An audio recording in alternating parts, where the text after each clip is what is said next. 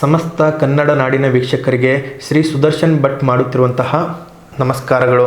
ವೀಕ್ಷಕರೇ, ಇಂದು ನಾವು ಜುಲೈ ತಿಂಗಳ ಧನಸ್ಸು ರಾಶಿಯವರ ಮಾಸಿಕ ಫಲವನ್ನು ನಿಮಗೆ ತಿಳಿಸಿಕೊಡ್ತಾ ಇದ್ದೇನೆ. ಅದಕ್ಕಿಂತ ಮುಂಚೆ ನೀವಿನ್ನೂ ನಮ್ಮ ಚಾನಲ್ಗೆ ಸಬ್ಸ್ಕ್ರೈಬ್ ಆಗಿಲ್ಲ ಅಂದರೆ ಸಬ್ಸ್ಕ್ರೈಬ್ ಆಗಿ, ಲೈಕ್ ಮಾಡಿ ಹಾಗೂ ನಮ್ಮ ಚಾನಲನ್ನು ಆದಷ್ಟು ಶೇರ್ ಮಾಡಿ. ಆರ್ಥಿಕವಾಗಿ ಧನಸ್ಸು ರಾಶಿಯವರಿಗೆ ಈ ಜುಲೈ ತಿಂಗಳು ಮಿಶ್ರಿತ ಫಲಗಳು ನೀಡುತ್ತವೆ. ಹಣದ ಹರಿವು ಕೂಡ ಹೆಚ್ಚು ಬಂದರೂ ಕೂಡ ಹಣವನ್ನು ಉಳಿಸಿಕೊಳ್ಳುವುದು ತುಂಬ ಕಷ್ಟ. ಜುಲೈ 12ರ ನಂತರ ಕುಟುಂಬದ ವಿಷಯವಾಗಿ ಹಣಕಾಸು ಹೆಚ್ಚು ಖರ್ಚು ಉಂಟಾಗುತ್ತದೆ. ಕೆಲವರಿಗೆ ಹಳೆಯ ಸಾಲ ತೀರಿಸುವಂತಹ ಪರಿಸ್ಥಿತಿ ಬರುತ್ತದೆ. ಹೆಚ್ಚಿನ ರಿಸ್ಕ್ ಇರುವಂತಹ ಹೂಡಿಕೆಗಳಲ್ಲಿ ಎಚ್ಚರಿಕೆ ಅವಶ್ಯಕತೆ.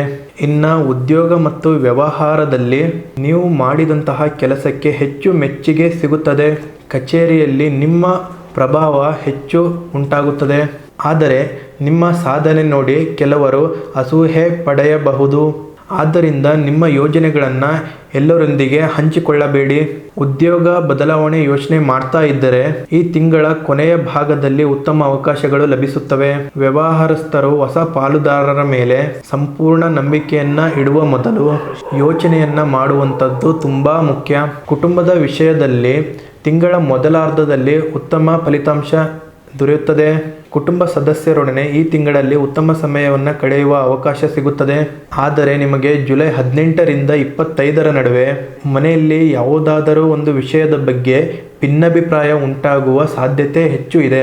ಪ್ರೇಮ ಸಂಬಂಧದಲ್ಲಿ ಇರುವವರು ಕೋಪದಲ್ಲಿ ಯಾವುದೇ ನಿರ್ಧಾರವನ್ನು ತೆಗೆದುಕೊಳ್ಳಬಾರದು. ಕೆಲವು ಮಾತುಗಳು ಸಂಬಂಧದಲ್ಲಿ ಅಂತರ ಮತ್ತು ಬಿರುಕನ್ನು ಉಂಟು ಮಾಡಬಹುದು. ಇನ್ನು ಆರೋಗ್ಯ ಸಾಮಾನ್ಯವಾಗಿದ್ದರೂ ಕೂಡ ನಿರ್ಲಕ್ಷ್ಯವನ್ನು ಮಾಡಬೇಡಿ. ಪ್ರವಾಸವನ್ನು ಮಾಡುವವರು ಹೆಚ್ಚಿನದಾಗಿ ಎಚ್ಚರಿಕೆಯನ್ನು ವಹಿಸಬೇಕಾಗುತ್ತದೆ.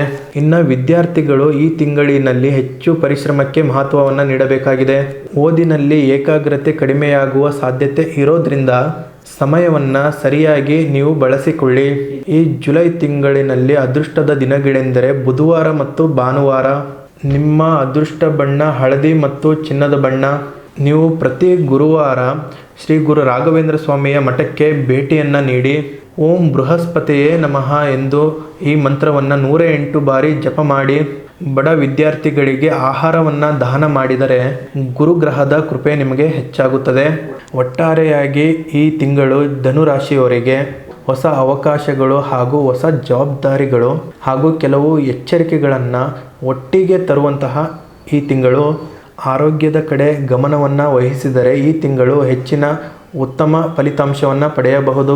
ಇದಾಗಿತ್ತು ವೀಕ್ಷಕರೇ ಧನಸ್ಸು ರಾಶಿಯವರ ಜುಲೈ ತಿಂಗಳ ಸಂಪೂರ್ಣ ಮಾಸಿಕ ಭವಿಷ್ಯ. ಪ್ರತಿಯೊಬ್ಬ ಧನಸ್ಸು ರಾಶಿಯವರು ಕೂಡ ಓಂ ಶ್ರೀ ಗುರು ರಾಘವೇಂದ್ರ ಸ್ವಾಮಿಯೇ ನಮಃ ಎಂದು ಈ ವಿಡಿಯೋ ಕೆಳಗೆ ಕಮೆಂಟ್ ಮಾಡಿ. ಹಾಗೂ ವೀಕ್ಷಕರೇ, ಈ ವಿಡಿಯೋ ಇಷ್ಟವಾದರೆ ನಿಮಗೆ ಲೈಕ್ ಮಾಡಿ, ಶೇರ್ ಮಾಡಿ ಹಾಗೂ ಸಬ್ಸ್ಕ್ರೈಬ್ ಮಾಡಿ. ಧನ್ಯವಾದಗಳು.